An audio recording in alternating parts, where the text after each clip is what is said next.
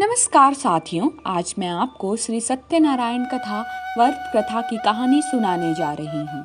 इस कथा को सुनने से मनुष्य को धन, सुख, संतान, यश और मोक्ष की प्राप्ति होती है। यह कथा भगवान विष्णु के सत्य स्वरूप की है जो सभी प्राणियों में पालन करता है। आइए हम इस कथा का अध्ययन करते हैं। बहुत समय पहले की बात है। काशी में एक गरीब ब्राह्मण निवास करता था। वह बहुत अधिक धार्मिक और ईमानदार था, परंतु निर्धनता से अत्यंत दुखी था। एक दिन वह गंगा किनारे बैठे अपने भाग्य को कोस रहा था। तभी भगवान विष्णु एक वृद्ध ब्राह्मण के रूप में प्रकट हुए और बोले, हे ब्राह्मण, तुम्हारी दरिद्रता का कारण यह है कि तुमने आज तक श्री सत्यनारायण व्रत कथा नहीं की है।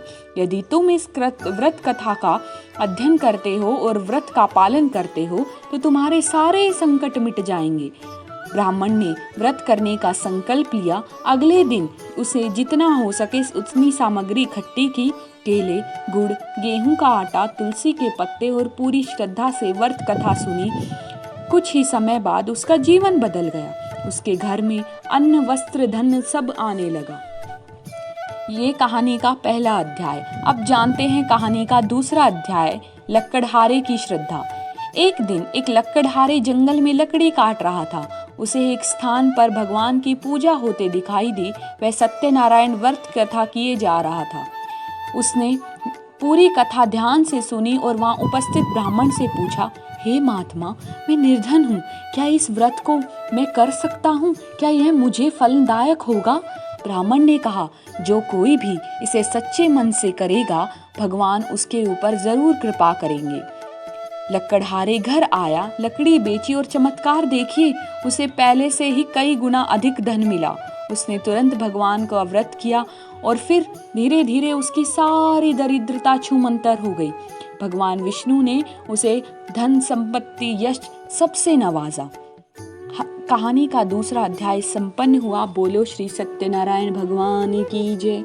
अब हम कहानी का तीसरा अध्याय, राजा उल्कामुख, व्यापारी और पुत्री कलावती की कहानी सुनते हैं। एक समय की बात है। वृद्धाक्ष नामक नगर में उल्कामुख नामक एक राजा राज्य करता था। वह ईश्वर भक्त और धर्मात्मा था। वह प्रति वर्ष सत्यनारायण व्रत करता था।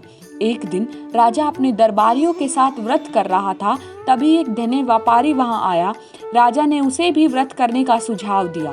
व्यापारी ने घर जाकर उसी पत्नी लीलावती और कन्या कलावती से कहा, जब हमारे व्यापार में उन्नति होगी तब भी हम भी इस व्रत को अवश्य करेंगे।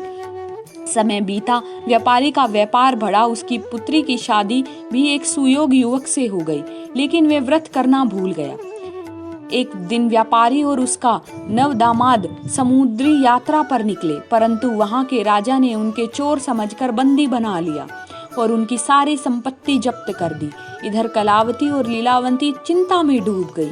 एक रात कलावती को स्वरूप में भगवान सत्यनारायण के दर्शन हुए और उन्होंने कहा कि तुम्हारे परिवार ने व्रत का संकल्प तो किया, परंतु उसे किया नहीं, इसीलिए यह संकट आया है। प्रभात होते ही कलावती ने अपनी माता से सारी बात बताई और उन्होंने निश्चय किया कि वह भी कथा सुनेंगी और व्रत का पालन करेंगी। थोड़े ही समय में राजा को स्वरूप में सत्यनारायण भगवान ने संकेत दिया कि ये निर्देश हैं। राजा ने तुरंत दोनों को, दामाद और व्यापारी को, मुक्त कर दिया और उनकी संपत्ति वापस कर दी। जब व्यापारी और उसके दामाद घर लौटे तो उन्होंने व्रत की कथा फिर से सुनने और करवाने का संकल्प लिया, परंतु जब वे नगर द्वार पहुंचे तो उन्होंने झूठ कहा कि वे व्यापार से लौट आए हैं। किसी पूजा या भगवान की बात नहीं की और तभी चमत्कार हुआ। उनका जहाज वहीं की वहीं सागर में डूब गया। वे अत्यंत दुखी हुए और पुकार पुकार कर भगवान से क्षमा मांगने लगे। तभी आकाशवाणी हुई, हे भक्त, सत्य ही मेरा स्वरूप है। जो सत्य नहीं बोलता वह मेरा कृपा पात्र नहीं बन सकता। फिर व्यापारी ने सच्चे मन से व्रत किया, कथा सुनी, नगरवासियों को भी व्रत कराया। उसके बाद सभी को आर, सुख, शांति और समृद्धि प्राप्त हुई। जो मनुष्य इस व्रत को श्रद्धा से करता है उसे जीवन में कभी किसी प्रकार की कोई कमी नहीं होती। यह व्रत विवाह, संतान, रोग मुक्ति, सुख, समृद्धि, धन, बुद्धि और मोक्ष प्रदान करता है।